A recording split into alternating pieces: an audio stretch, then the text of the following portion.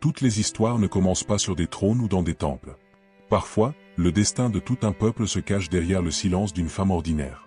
Au cœur d'un empire exubérant, où le luxe débordait et où le pouvoir s'affichait comme un joyau rare, une simple jeune fille était sur le point de changer le cours de l'histoire, sans que personne ne s'en doute. Mais comment une inconnue pouvait-elle influencer le trône le plus puissant de son époque? Qu'est-ce qui pousserait un roi impétueux à écouter le murmure d'une personne sans nom ni titre? Tout a commencé à l'époque du puissant empire perse, sous le règne du roi Xerxès, un souverain connu pour sa grandeur et sa vanité. Au centre administratif de l'empire, la ville de Suse bouillonnait d'activité et d'ostentation. C'est là que Xerxès organisa une célébration colossale, une fête qui dura exactement 180 jours. 6 mois entiers consacrés à l'exposition de ses trésors, de ses tapisseries dorées et de sa gloire militaire. Aucun détail n'était discret, tout criait la puissance et la grandeur. Dans ce décor fastueux, le peuple juif vivait en exil. Dispersés dans les provinces de l'Empire, ils étaient considérés comme des étrangers. Parmi eux se trouvait une jeune fille nommée Hadassa, son nom hébreu, mais elle allait bientôt être connue sous un autre nom, Esther. Orpheline de père et de mère, élevée par son cousin Mardoché, elle menait une vie discrète, loin des feux de la rampe de la cour. Elle ne savait pas encore qu'elle était sur le point d'être entraînée au cœur d'un complot qui déciderait du sort de milliers de personnes. Alors que les salles du roi vibraient au rythme des banquets et des coupes levées, un mouvement subtil se mettait en place. Pas avec des armes, pas avec des décrets, mais avec des choix, du courage et du silence. Après 6 mois de célébrations exubérantes, le roi décida de terminer par un geste de générosité, un banquet de 7 jours ouvert à la population. Musique, vin et abondance marquaient chaque instant de la fête. Mais le dernier jour, grisé par la vanité et le vin, Xerxès prit une décision irréfléchie, il ordonna à la reine Vashti de se présenter devant lui uniquement pour exhiber sa beauté devant les invités. Vashti, cependant, ne céda pas. Face à cet ordre humiliant, elle refusa de se montrer. Son geste résonna comme un coup de tonnerre dans les salles du palais. Cette offense fut considérée comme un manque de respect public. La colère du roi ne tarda pas à se manifester. Conseillé par ses ministres, qui craignaient que d'autres femmes ne suivent l'exemple de la reine, Xerxès décida de la destituer de son titre. Vashti fut bannie de la présence du roi, et le trône féminin resta vacant, ouvrant la voie à un nouveau chapitre. Déterminés à restaurer l'image de l'Empire, les conseillers suggérèrent un édit royal, convoquer les plus belles jeunes filles de toutes les provinces afin de choisir parmi elles une nouvelle souveraine. Ainsi commença la sélection des jeunes filles qui seraient réunies dans le harem royal, sous la garde de Hégé, responsable des femmes de la cour. Il s'occupait de chaque détail, des vêtements au parfum, les préparant pendant de longs mois pour une seule nuit devant le roi. Parmi les jeunes filles réunies dans le harem royal, il y en avait une qui se démarquait sans effort, Esther, également appelée Hadassa dans son origine hébraïque. Elle n'était issue ni d'une lignée noble, ni d'une famille aisée, mais sa présence avait quelque chose de rare, une grâce qui enchantait sans parole. Orpheline depuis son enfance, elle avait été accueillie et élevée par son parent Mardoché, qui la traitait comme sa fille. Avant qu'elle ne parte pour la résidence des femmes, Mardoché lui fit une demande ferme, que personne ne connaisse ses origines juives. À une époque où un nom pouvait être une condamnation, le silence serait sa protection. Pendant une année entière, Esther a suivi un rituel de beauté exigeant. 12 mois de soins minutieux à base d'huile, de baume et de parfum, une préparation qui allait au-delà de l'apparence. C'était un entraînement pour supporter les regards de l'Empire et les protocoles de la cour. Lorsque vint son tour de se présenter devant le roi, quelque chose d'inattendu se produisit. Elle n'eut pas besoin de forcer son charme ni d'étaler ses richesses. Sa simplicité, sa sagesse silencieuse et sa beauté naturelle touchèrent profondément le cœur de Xerxès. Le monarque, impressionné comme jamais auparavant, n'hésita pas, il posa la couronne sur sa tête et la déclara reine, remplaçant Vashti. Même après avoir été élevée au rang le plus élevé parmi les femmes de Perse, Esther resta discrète sur ses origines. Elle suivit fidèlement les conseils de Mardoché, gardant son identité comme un trésor caché, un secret qui allait bientôt devenir essentiel. Dans les couloirs du palais, tous les regards n'étaient pas tournés vers l'éclat des couronnes ou les banquets du roi. Mardoché, toujours attentif, avait l'habitude de se tenir près de l'entrée du palais, un endroit banal mais stratégique. C'est là qu'il entendit quelque chose que peu de gens remarquèrent. 2 officiers du roi, Bigtha et Ter, complotaient en secret pour ôter la vie à Xerxès. Sans hésiter, Mardoché passa à l'action. Il informa Esther, désormais reine, qui transmit discrètement la dénonciation au souverain. Mais elle tint à préciser qui était le véritable auteur de cette alerte, Mardoché. La plainte a fait l'objet d'une enquête approfondie. Les preuves ont été réunies, les coupables ont été arrêtés et condamnés. L'épisode a été consigné avec précision dans les registres officiels de l'Empire, en présence du roi lui-même. Cependant, à l'époque, aucun hommage n'a été rendu à l'homme qui avait sauvé la vie du monarque. Pendant ce temps, une autre figure se distinguait dans les rangs de la cour. Haman, descendant des Agagites, un peuple qui avait été un ancien rival d'Israël, fut promu à une position d'honneur. Xerxès le plaça au-dessus de tous les princes, lui donnant le pouvoir de gouverner avec presque autant d'autorité que le roi lui-même. Avec son apparence noble et ses paroles calculées, Haman semblait être un allié fidèle. Mais derrière cette révérence se cachait un cœur empoisonné par l'arrogance et une profonde antipathie qui allait bientôt se retourner contre le peuple d'Esther. La nouvelle position d'Haman exigeait une révérence publique. Tous les fonctionnaires du royaume, lorsqu'ils passaient devant lui à la porte du palais, s'inclinaient en signe de respect, exactement comme le roi l'avait ordonné. Mais un homme refusait de suivre ce protocole, Mardochée. Il ne s'inclinait pas et ne s'agenouillait pas. Sa fermeté n'était pas de l'arrogance, mais de la conviction. Cette résistance silencieuse enflamma le cœur d'Haman. Le mépris d'un seul homme suffit à nourrir un désir de vengeance qui dépassait l'individu. Décidé à éliminer non seulement Mardochée, mais toute sa lignée, Haman élabora un plan visant à exterminer tous les Juifs dispersés dans l'Empire. Pour choisir la date la plus propice au massacre, Haman tira au sort appelé Pur en hébreu et le résultat désigna le 13e jour du 12e mois, le mois d'Adar. Une fois cette date fixée, il se rendit auprès du roi pour consolider son complot. Devant Xerxès, Haman présenta son idée avec astuce. Il décrivit les Juifs comme un peuple dispersé, qui conservait des coutumes distinctes, ses propres lois et qui ne se pliait pas aux règles royales. Il insinua que leur permettre de rester constituait un risque pour l'ordre de l'Empire. Sous un ton feignant la loyauté, il suggéra qu'ils soient éliminés. Pour rendre sa proposition encore plus attrayante, il offrit une généreuse récompense, 10 000 talents d'or aux coffres royaux. Séduit par la proposition et faisant confiance à son conseiller, le roi retira l'anneau de son doigt, le symbole ultime de l'autorité, et le remit à Haman, autorisant la rédaction et la signature du décret en son nom. À ce moment-là, la sentence de mort d'un peuple entier commença à être écrite. Mais il y avait une chose qu'Haman ignorait. À l'intérieur du palais, silencieusement, une reine portait un secret qui allait tout changer. Le décret fut copié, scellé et expédié en urgence. Des messagers parcoururent les routes de l'Empire, porteurs d'un ordre fatal. Le 13 du mois d'Adar, tous les Juifs, sans distinction d'âge ou de sexe, devaient être exterminés. Jeunes, vieillards, femmes, enfants, personne ne serait épargné. De plus, leurs biens pourraient être pillés par les agresseurs. Dans chaque province, la nouvelle tomba comme un poison. Mais à Suse, la capitale, l'atmosphère était particulièrement sombre. Un silence inconfortable envahit les rues. Les gens étaient stupéfaits. Pendant ce temps, au palais, le roi et Haman trinquaient comme si de rien n'était, inconscients du désespoir qu'ils avaient causé. Mardochée, apprenant l'ordre, fut submergé par la douleur. Il déchira ses vêtements, les remplaçant par un sac. Il se couvrit de cendres, signe d'une profonde affliction, et sortit dans les rues de Suse en poussant des cris audibles et angoissés. Sa voix résonnait dans les ruelles, exprimant le deuil de tout un peuple menacé d'extinction. Il ne cherchait pas la pitié. Sa plainte était une dénonciation, une supplication, une résistance. Chacun de ses pas dans les rues rappelait que le décret touchait des milliers de vies innocentes et que le temps jouait contre eux. Mais même dans cette douleur, un espoir persistait. À l'intérieur du palais, quelqu'un pouvait encore agir. Quelqu'un qui portait en silence une identité cachée et une mission qui allait bientôt exiger un courage au-delà des mots. Alors que les copies du décret parvenaient à chaque province du vaste empire, un seul son se répétait, le désespoir. Partout où l'ordre passait, les Juifs réagissaient par le jeûne, les lamentations et les larmes. L'horreur de ce qui approchait paralysait des villes entières. La terreur ne choisissait ni âge ni lieu, tous ressentaient le poids de la sentence. Au palais, les servantes d'Esther virent Mardochée couvert de haillons et de cendres, exposant sa douleur sans aucune pudeur. Alarmées, elles coururent vers la reine. Esther, bouleversée, lui envoya des vêtements pour qu'il se change et se ressaisisse, mais il les refusa. Ce n'était pas une question d'apparence, c'était un cri pour la justice. Ne comprenant pas la raison de cette affliction publique, Esther ordonna à Hathach, l'un de ses assistants les plus proches et les plus fiables, d'aller voir Mardochée. Elle avait besoin de savoir ce qui le poussait à s'exposer ainsi, désespéré aux yeux de tous. Hathach partit en mission. Et Mardochée ne cacha rien. Il révéla tout le complot d'Haman, depuis la promesse d'argent offerte au roi jusqu'à la signature du décret qui scellait le sort des Juifs.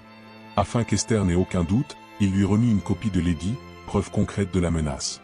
Mais il ne s'arrêta pas là. Il fit une demande directe, qu'Esther aille voir le roi, en enfreignant les protocoles, et implore sa clémence. Non pas pour elle-même, mais pour tout son peuple. Il était temps d'agir, même si cela devait tout lui coûter. À ce moment-là, le poids de la décision commença à peser sur les épaules d'Esther. Entre le confort de la couronne et l'appel silencieux de son sang, elle devait choisir. Hatach retourna auprès de la reine et lui transmit chaque mot de Mardochée. Esther écouta en silence, mais son cœur s'emballa. Elle connaissait bien les règles du trône. Dans le palais de Xerxès, personne ne pouvait simplement s'approcher du roi. Quiconque tentait d'entrer sans y être invité risquait une seule peine, la mort. La seule exception était si le monarque tendait son sceptre d'or, un geste rare et imprévisible. Esther n'avait pas vu le roi depuis un mois. Il n'y avait aucune garantie. Elle envoya donc une réponse prudente. Elle demanda à Hatach d'expliquer à Mardochée le risque encouru. La loi était claire, et même sa position de reine ne la plaçait pas au-dessus du protocole impérial. Mais la réponse de Mardochée fut comme un appel profond. Il n'utilisa pas un ton suppliant, mais ferme. Il a dit, « Ne pensez pas que, parce que vous êtes au palais, vous serez épargnés. Si vous restez silencieuse, le secours et la délivrance viendront d'ailleurs. Mais vous et la maison de votre père n'échapperez pas. » Puis il a prononcé la phrase qui marquerait des générations. Qui sait si ce n'est pas précisément pour ce moment que vous êtes arrivé là où vous êtes? Le doute fut balayé par une vérité irréfutable. Esther pouvait fuir ses responsabilités, mais pas sa destinée. Elle était confrontée à un choix qui allait tout changer, non seulement son destin, mais celui de tout un peuple. À cet instant, la peur commença à céder la place à la conviction. Quelque chose en elle s'éveilla. Le moment était venu de choisir entre le confort du palais, ou le risque de l'obéissance. Face à l'urgence et à l'appel qui pesait sur elle, Esther répondit à Mardochée avec fermeté et clarté. Il n'y avait plus de place pour l'hésitation. Elle dit, « Rassemble tous les Juifs de Suse. Jeûnez pour moi. 3 jours sans nourriture ni eau, ni jour ni nuit. » Et elle promit de faire de même avec ses servantes. La clameur serait collective. Le risque, personnel. À la fin de cette période, elle ferait l'impensable, elle se présenterait au roi sans y être conviée. Elle savait que c'était contraire aux règles. Elle savait ce qui pouvait arriver. Mais elle termina par des mots qui scellèrent sa décision. « Si je dois mourir, je mourrai. » Le 3e jour, la ville était silencieuse. Le jeûne enveloppait le peuple comme un manteau invisible de résistance. Esther revêtit alors ses vêtements royaux. Non par ostentation, mais par mission. D'un pas mesuré, elle se rendit dans la cour intérieure du palais et se plaça devant la grande salle où Xerxès était assis sur son trône. Le roi la vit. Pendant un instant, le temps sembla s'arrêter. Mais son regard s'adoucit. Xerxès, en la contemplant, fut satisfait. Sans tarder, il tendit vers elle le sceptre d'or, signe d'acceptation, symbole de vie. Esther était sauvée. Le risque était réel, mais la foi avait vaincu la peur. Maintenant que sa vie était épargnée, un nouveau chapitre allait commencer. Elle n'était pas entrée là de son propre chef. Elle avait une requête. Et le destin de toute une nation dépendait de ce qui allait suivre. Dès que le sceptre fut tendu et qu'Esther entra vivante en présence du roi, Xerxès se montra réceptif et curieux. D'un ton affable, il demanda « Que désirez-vous, reine Esther? Quelle est votre requête? Même si c'est la moitié de mon royaume, je vous l'accorderai. » Mais Esther ne révéla pas immédiatement sa requête. Au lieu de cela, avec sagesse, elle lança une invitation. Elle demanda au roi et à Haman de participer à un banquet qu'elle avait elle-même préparé. Un geste apparemment simple, mais chargé d'intention.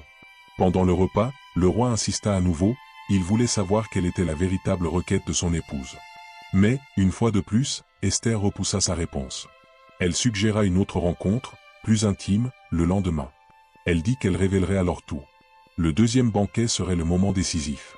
Haman quitta le palais satisfait. Il se sentait honoré, privilégié, invité personnellement par la reine à 2 banquets privés avec le roi. Son ego était gonflé. Mais sa satisfaction fut de courte durée. En passant devant l'entrée du palais, ses yeux croisèrent à nouveau ceux de Mardochée, toujours aussi ferme, toujours sans se lever, toujours sans montrer aucune révérence. Cela suffit à raviver la colère d'Haman. À l'intérieur, il bouillait, mais il se retint et rentra chez lui. Dans le cœur d'Haman, l'orgueil avait été blessé.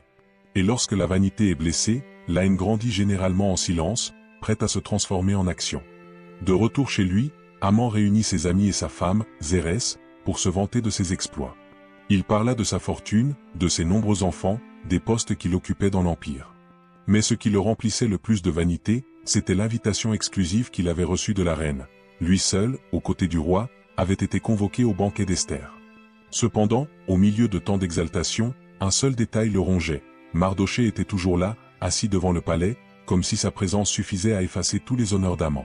« Tant que cet homme sera là, tout ce que j'ai ne me satisfait pas, avoua-t-il. C'est alors que Zérès et ses amis lui suggérèrent une solution sinistre, qu'il fasse construire une potence, une structure haute de 50 coudées et demande au roi la permission d'y exécuter Mardochée à l'aube. Après cela, il pourrait se rendre au banquet l'esprit léger, comme si rien ne le dérangeait. L'idée plut à Haman. Sans hésiter, il ordonna la construction de la potence cette même nuit. Il pouvait déjà imaginer Mardochée pendu là. Tout se passait comme il le souhaitait. Mais tandis que l'orgueil dormait confiant, le roi était confronté à l'inattendu, l'insomnie. Xerxès, inquiet, fit apporter les archives royales, les livres des annales du royaume afin qu'elles soient lues à haute voix. Et parmi tant de pages, il tomba justement sur le passage qui racontait comment Mardochée avait déjoué le complot de Bigtha et Ter, deux gardes qui projetaient de lui ôter la vie. Ce détail impressionna le roi. Mais il y avait quelque chose d'étrange. Alors que la nuit précédente s'écoulait dans la veille, le roi Xerxès, toujours éveillé, était troublé par une inquiétude qui ne le laissait pas en paix. Après avoir entendu le récit de la façon dont Mardochée lui avait sauvé la vie en déjouant un complot, il posa une question simple, mais qui résonna comme un coup de tonnerre. Quelle récompense cet homme a-t-il reçu pour cela? La réponse fut surprenante, rien n'avait été fait. Le lendemain matin, Haman entra dans les couloirs du palais avec un objectif bien précis, demander l'autorisation d'exécuter Mardochée sur la potence nouvellement érigée. Mais avant même qu'il n'ait pu ouvrir la bouche, le roi l'interrompit avec une question inattendue. Que doit-on faire à l'homme que le roi souhaite honorer? Aveuglé par la vanité, Haman supposa que Xerxès parlait de lui. Il élabora alors le plan qu'il aimerait voir se réaliser. Que cet homme porte un costume royal déjà porté par le roi, monte l'un des chevaux royaux avec l'insigne royal sur la tête et soit conduit par l'un des nobles dans les rues de la ville, tandis qu'on proclamerait à haute voix. C'est ainsi que l'on traite celui que le roi souhaite honorer. Ce qui suivit le paralysa. Excellent, dit Xerxès. Va immédiatement chercher les vêtements et le cheval, et fais tout cela avec Mardochée, le juif qui est assis à la porte du palais. Nommez aucun détail. L'humiliation était totale.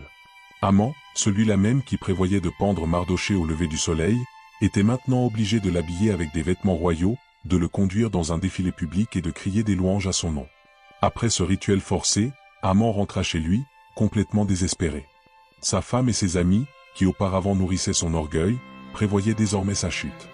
Mais avant qu'il n'ait pu digérer tout cela, des messagers arrivèrent, il était attendu au deuxième banquet avec Esther et le roi. L'invitation était toujours valable. Et maintenant, la vérité était sur le point d'être révélée. Lors du deuxième banquet, avec le roi et Haman assis en face d'elle, Esther décida que le moment était venu. D'une voix ferme mais chargée d'émotion, elle dit « Si j'ai trouvé grâce à tes yeux, ô roi, si ma demande te plaît, je demande ma vie. Et la vie de mon peuple. Telle est ma demande. » La salle devint silencieuse. La tension était palpable. Car nous avons été vendus pour être détruits, pour être mis à mort, pour être exterminés. Xerxès se leva de son siège, perplexe. La reine, son épouse, était-elle menacée? Son peuple condamné? Il exigea une réponse. Qui est responsable de cela? Où est cet homme? Esther le regarda et déclara clairement. Un adversaire. Un ennemi. Cet homme pervers, Haman. Le visage d'Haman pâlit. La fierté qui l'accompagnait s'évapora. Il se recroquevilla devant l'accusation, impuissant. Le roi, pris de rage, se leva immédiatement et sortit dans le jardin du palais. Son esprit bouillonnait. La trahison s'était infiltrée dans sa maison, à sa table, dans son cercle le plus intime. Haman resta derrière, désespéré. N'ayant pas le temps d'élaborer une stratégie, il implora qu'on lui laisse la vie sauve. Il tomba aux pieds d'Esther, essayant de la supplier. Au moment même où le roi revenait, il vit Haman penché sur le divan où reposait la reine. Xerxès, toujours enflammé de colère, vit cela comme une ultime insulte. Le roi revint du jardin, toujours en proie à la colère. En voyant Haman prostré près du divan où se trouvait Esther, son indignation explosa. Il ose toucher la reine dans ma propre maison? Avant même que quiconque ait pu répondre, le verdict était rendu. Dès que Xerxès eut prononcé ces mots, les gardes couvrirent le visage d'Haman, signe que son heure était venue. Alors Harbona, l'un des eunuques au service du roi, prit la parole. « Majesté, il y a une potence de 50 coudées, construite par Haman, près de sa maison. Il l'a fait préparer pour Mardochée. » Xerxès n'hésita pas. « Pendez-le dessus. » Et ainsi fut fait. Haman fut pendu à la structure qu'il avait lui-même fait ériger pour détruire le juste. Son arrogance causa sa chute. Sa soif de pouvoir scella sa ruine. Et ce n'est qu'alors que la colère du roi s'apaisa. Cette même nuit, Xerxès remit à la reine Esther tous les biens et propriétés qui appartenaient à Haman. L'empire avait changé de main. Mardochée fut convoqué devant le roi, car Esther révéla son lien familial avec lui. L'anneau qui scellait auparavant les décrets de mort fut retiré de la main du roi et placé au doigt de Mardochée. L'homme qui s'asseyait autrefois à la porte du palais devenait désormais le nouvel administrateur de la maison qui appartenait autrefois à l'ennemi. Devant le roi, Esther ne demanda ni or ni prestige. Elle demanda la vie, non pas la sienne, mais celle de son peuple. Les yeux fermes, mais remplis de douleur, elle supplia. Si le roi me juge digne de sa faveur, et si cela lui convient, qu'un nouvel ordre soit rédigé, annulant les plans pervers que Haman a établis contre les Juifs. Comment pourrais-je supporter de voir la destruction de mon peuple? Xerxès tendit à nouveau son sceptre vers elle. Elle s'approcha. Sa demande n'était pas une audace, c'était une urgence. Le roi répondit clairement. Haman a déjà payé pour sa trahison. Je t'ai donné tout ce qui lui appartenait. Mais maintenant, en ce qui concerne le peuple juif, rédigez un autre décret en mon nom. Comme vous le jugez bon, utilisez mon anneau royal pour le sceller. Puis il ajouta. Tout ce qui est écrit en mon nom et scellé avec mon anneau ne peut être révoqué. Sur ce, les scribes royaux furent convoqués en urgence. En une seule journée, ils rédigèrent des lettres contenant les ordres de Mardochée.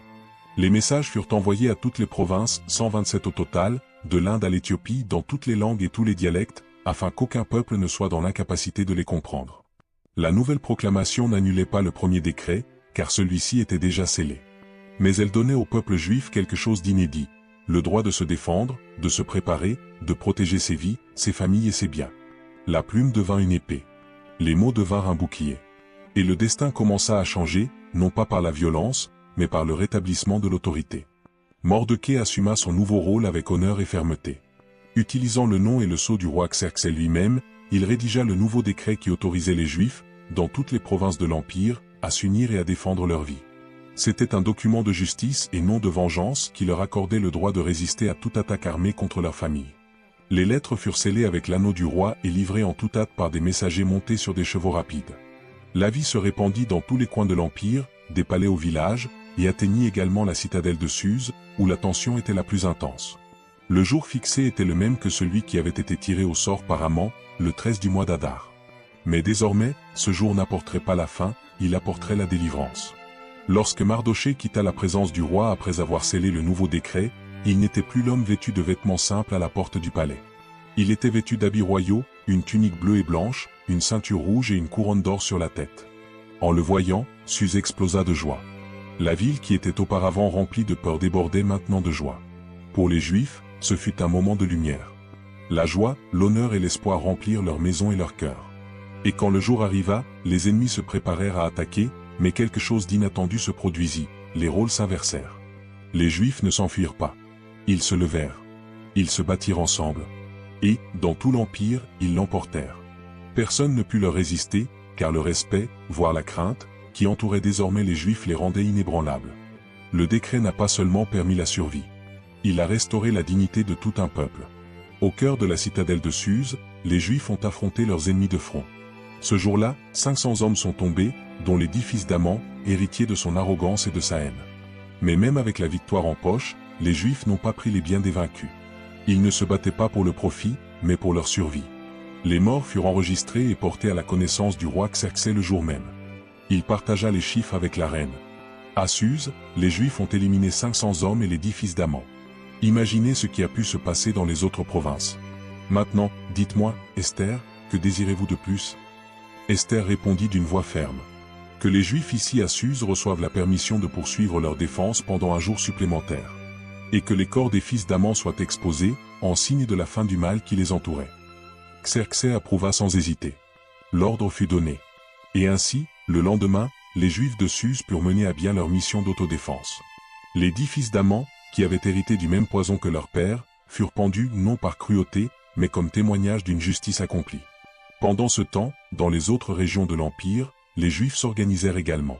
Ils s'unirent avec courage, protégèrent leur communauté et purent enfin respirer en paix. Leurs ennemis furent vaincus, et le soulagement tant attendu arriva enfin. La guerre leur avait été imposée, mais ils y répondirent par l'unité, l'honneur et la foi. Dans toutes les provinces de l'Empire, la défense des Juifs fut ferme, déterminée et courageuse. Au total, 75 000 ennemis furent vaincus au combat.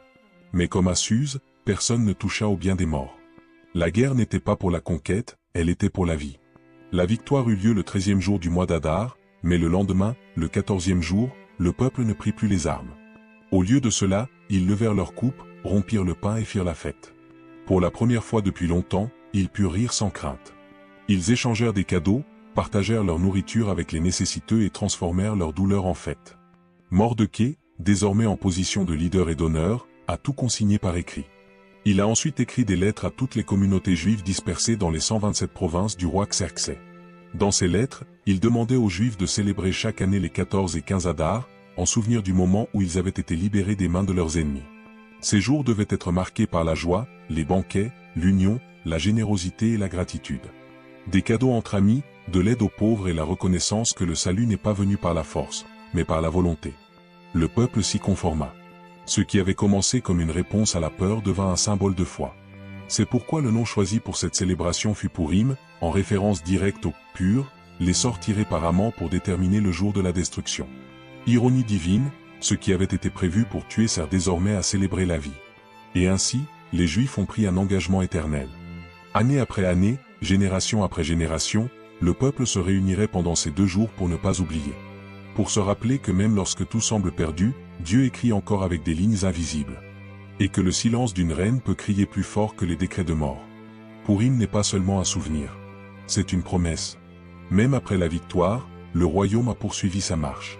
Le roi Xerxès a imposé des tribus sur les terres et les îles lointaines, réaffirmant son contrôle sur tout l'empire. Ses exploits, ses campagnes et ses décisions, ainsi que l'histoire complète de l'ascension de Mardochée ont été consignés dans les livres officiels des rois de Médie et de Perse. Et parmi tous les noms cités, un se démarquait, Mardochée, le Juif.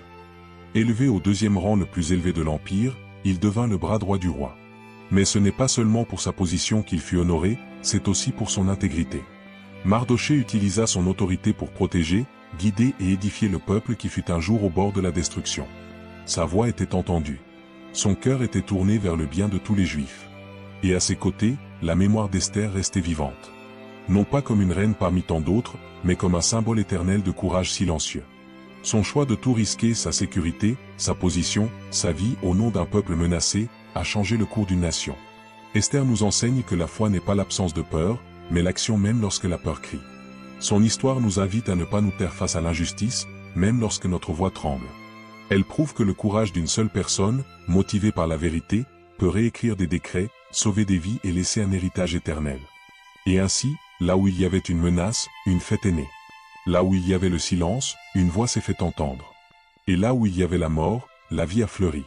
Si cette histoire vous a touché, ne la gardez pas pour vous. Partagez-la avec quelqu'un qui a besoin de se rappeler que le courage, même dans le silence, peut transformer des destins. Écrivez dans les commentaires, je choisis la vérité, même si j'ai peur. Et si vous n'êtes pas encore inscrit, profitez-en pour suivre d'autres histoires comme celle-ci, pleines de foi, de détermination et d'espoir. À bientôt pour le prochain chapitre. Que votre vie soit également marquée par des choix qui font la différence.